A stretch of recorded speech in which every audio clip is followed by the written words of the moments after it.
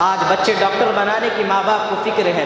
میری ایک گزارش ہے سبھی لوگوں سے، میں ہمارے جہاں میری خطابت ہے وہاں تو ہر جمعے میں آخر میں آ کے 10 منٹ وہی رہتا، آپ سے بھی گزارش کر رہا ہوں، اللہ کے لیے اپنے بچے کو جو بنانا چاہ رہے بناؤ، خدا کے لیے اپنے بچے کو خود کی نماز جنازہ پڑھانے کے قابل بنا کے مر جاؤ۔ موت سے پہلے تمہاری اولاد کو تمہارے جنازے کے قابل بنا کے ختم ہو جاؤ، اور اتنا قابل بناؤ کہ تمہاری قبر پر کھڑے ہونا پڑے تو وہ خود اپنی زبان سے سورہ فاتحہ پڑھنے کے قابل، اتنا کم از کم اتنا 2 سورے، تاکہ وہ نماز صحیح طور پر پڑھ سکے، اتحیات پڑھ سکے، درود شریف آئے، اسے دعائیں معصور آئے، کم از کم نماز سکھا کے مرو۔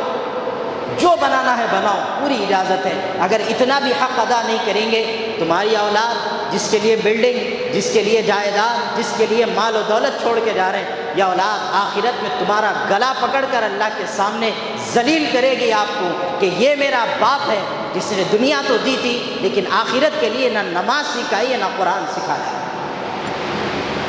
تو افسوس کی ایک بات آپ کو بولتا ہوں، افتتاح ہوتا دکان کا، افتتاح میں مدرسوں کو چلے جاتے، ہمارے بچوں کو ذرا چھوڑو نا، قرآن پڑھانا ہے، تلاوت کرانا ہے، مدرسے کے بچے آ کے تلاوت کر کے چلے جا رہے ہیں، دکان کا آغاز ہو جا رہا، دکان چل رہی بند ہو جا رہی، جو بھی ہو رہا، مالک قرآن کی تلاوت نہیں کر رہا، مدرسے کے بچوں کو لا رہے تلاوت، باپ کا جنازہ ہے، مدرسے کے بچوں کو لا رہے قرآن کی تلاوت کرا رہے۔ میرے عزیزوں، پیٹ میں میرے درد ہے، گولی آپ کو کھاؤ بولا، آپ کیا بولیں گے؟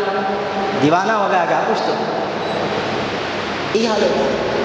تو آپ خود غور کر کے بولو کہ اگر جنازہ ہماری نسلوں کا ہو، ہمارے لوگوں کا ہو، اور ہم خود بیٹھنے کے بجائے کوئی اور آ رہا اور قرآن کی تلاوت کر رہا، تو کیا اس کی تلاوت میں وہ اثر آ سکتا جو کوئی اولاد اپنے باپ کے لیے قرآن کی تلاوت کر سکتی؟ میں کئی لوگوں کو دیکھا جب اولاد اپنے باپ کی جنازوں پہ قرآن پڑھتی نا تو روتے ہوئے دیکھا۔ کوئی مدرسے کے بچے کو مار رو کے بتاؤ، بولو میرے کو، مارے تو بھی نہیں روتا، مار رہے کہ اٹھ کے ہی چلے جائیں گے سیدھا سیدھا، انہیں چلے گئے تو تمہاری فاتحہ بھی رک جاتی پھر، کیونکہ اپنے کو تو آتا ہی نہیں، کریں گے کیا؟ تو عزیزوں، جو لوگ اپنے بچوں کو حافظ بنائیں یقیناً خوش قسمت ہے وہ لوگ، آج جو علماء ہیں وہ یقیناً خوش قسمت ہے، لیکن آپ یہ کوشش کرو کہ آپ کی قبر وہ ایصال ثواب، وہ اجر و ثواب سے محروم نہ ہو۔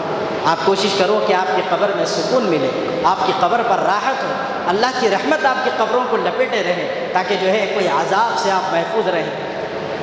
یہ اہم مسئلہ ہے کہ اپنی اولاد کو تیار کرنا ہے آج، کم از کم قرآن کی تلاوت ان کو آنا، ان کو قرآن کی تلاوت، نماز صحیح طور اور طریقے سے جس طرح نماز پڑھنا ہے ویسا پڑھنے آنا۔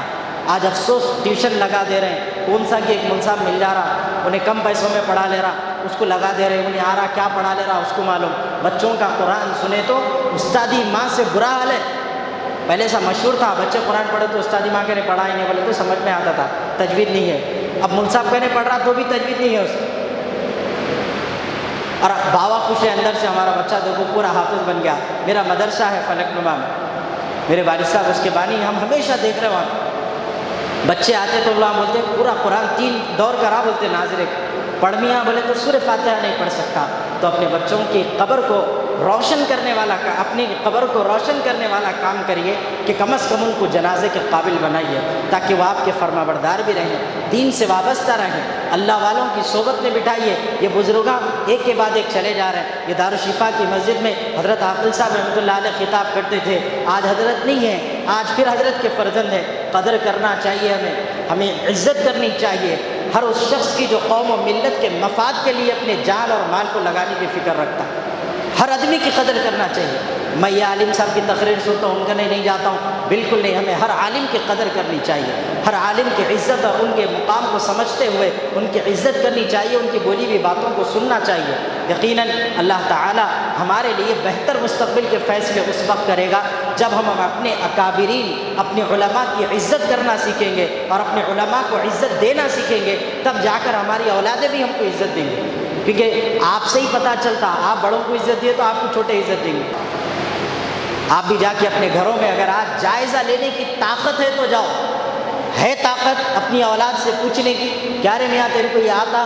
پوچھ سکتے آپ؟ نہیں پوچھ سکتے، وہ اس لیے کہ آپ کو خود کو نہیں آتا۔ آج ہم خود کو نہیں آتا۔ میں اپنی والدہ کی قبر پر جب کبھی بھی جاتا ہوں اکثر، تو میں اپنی آنکھوں سے دیکھا قبر سے اترتے وقت میں نوجوان بچے آ کے بولتے مول صاحب 2 منٹ یا بازو چلو نا آپ کہیں کو رے، تو انہیں بولتا جواب میں نہیں، وہاں ہمارے امی کی سامنے قبر پہ ذرا فاتحہ پڑھنے کا ہے۔ آپ کی اولادوں کو اگر قرآن نہیں سکھائیں گے، تم قبر میں تڑپیں گے اس قرآن کی تلاوت کے لیے، لیکن تمہاری اولاد دوسروں سے اسی طرح بولیں گے 2 منٹ دے دو فاتحہ دینا ہے۔ سکون میسر ہے، قبر کے لیے راحت کے سامان پیدا کرو۔ میں جا رہا ہوں میری اولاد کے لیے رکھ کے جا رہا ہوں، کچھ فائدہ آنے والا نہیں ہے۔ تم مرے، پورے بچے اپنی بیویوں کے پیچھے نکل جا رہے ہیں اور تم لوگ روڈوں پہ آ جا رہے ہیں، زندگی روڈ پہ گزر جا رہی ہے، اس کے بعد دیکھے تو تم قبر میں چلے جا رہے ہیں۔ کون پلٹ کے دیکھ رہا بولو؟ آج ایک دن جا کے شب برات میں فرض سمجھ لیے، بارات آئی تو ہی جانا، نہیں تو نہیں جانا، اور حکومت کو بھی معلوم ہے پوری طور پہ۔ اب عام طور پہ کوئی بھی قبرستان کو چلے جاؤ آپ کو معلوم ہوتا ہے، گھنا جنگل دکھتا ہے، سو خبریں دفن ہو گئے کہ ایسا محسوس ہوتا، لیکن بارات آ رہی تو 3 دن سے اخباروں میں نیوزوں میں آ رہا فلاں قبرستان صاف ہو گیا، فلاں قبرستان صاف ہو گیا۔ حکومت، غیر مذاہب کے لوگوں کو بھی معلوم ہے کہ یہ بیٹے سال میں ایک ہی بار آنے والے، اور تمہارے ماں باپ خبر میں تڑپ نہیں تمہاری آمد کو، اور آپ جا رہے تو سال میں ایک بار۔ اپنے بچوں کو کم از کم دیندار بناؤ۔